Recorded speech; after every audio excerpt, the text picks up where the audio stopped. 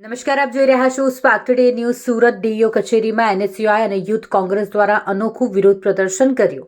ગોડાદરામાંની શાળામાં ભણતી વિદ્યાર્થીનીએ ફી બાબતે આપઘાત કર્યો હોવા મામલે આ વિરોધ પ્રદર્શન કરવામાં આવ્યું કે જ્યાં શિક્ષણ અધિકારી સામે જ એનએસયુઆઈ અને યુથ કોંગ્રેસે શર્ટ ઉતારી વિરોધ કર્યો.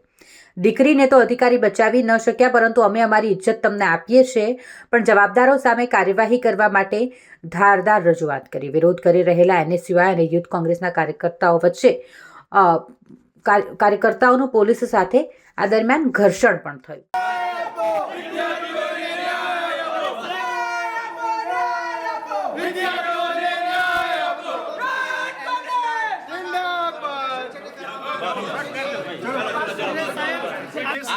આજે જે પણ કહ્યું છે એમને કડકમાં કડક પગલા ભરી આ દેશના અમારે નાગરિકોને અમને એવો દાખલો બેસાડો કે જેથી આજ સુધી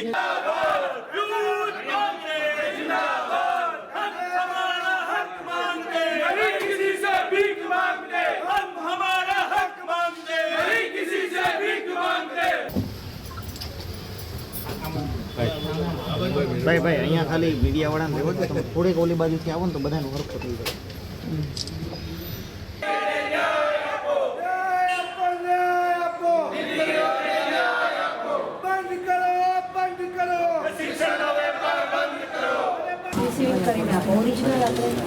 મેડમ અહીંયા જે સાહેબ બે છે ક્યાં છે?